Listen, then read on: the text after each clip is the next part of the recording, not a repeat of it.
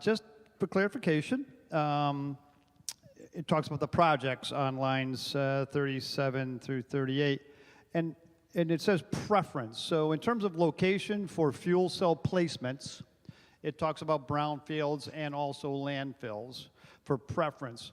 But if a community like mine, and the reason why my community is looking to put in a fuel cell is part of the resiliency package that they are doing, a microgrid.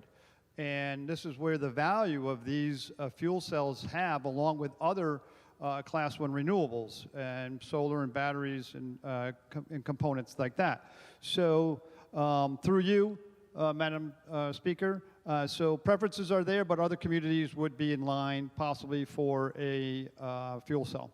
Through you, Madam Speaker. Representative Arconti. Thank you, Madam Speaker. And yes, that is correct. So this bill authorizes Pure to approve projects for a number of different purposes. And as a good representative laid out the benefit of microgrids, that's also one of the purposes that Pure can approve these projects for, to enhance the distribution system reliability. That would include supporting microgrids or other measures for system reliability or resiliency. Through you, Madam Speaker. Representative Ackert. Thank you, Madam Speaker. I thank the good chair for his answers.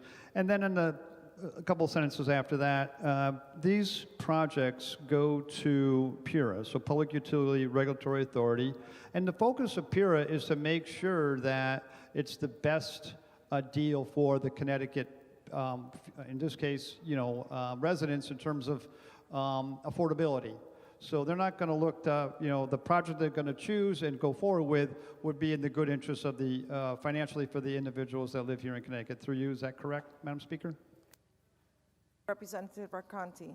That is correct, Madam Speaker. And that's a benefit of doing these competitive solicitations.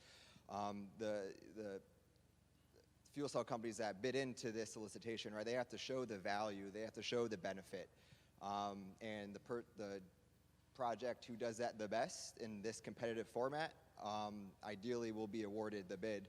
And as a good representative laid out, yes, that is PURA's discretion and job to do when they evaluate this part of the process. Through you, Madam Speaker. Representative Ackert. Thank you, Madam Speaker. And again, I thank the good chair for his answers. I talked to the representatives for the local company here in Connecticut, and I asked them how business was, and they said it's great, but not here in Connecticut. We do a lot of our production, and they send it elsewhere. He says hopefully someday Connecticut will take on and understand the value of the technology that these fuel cells provide.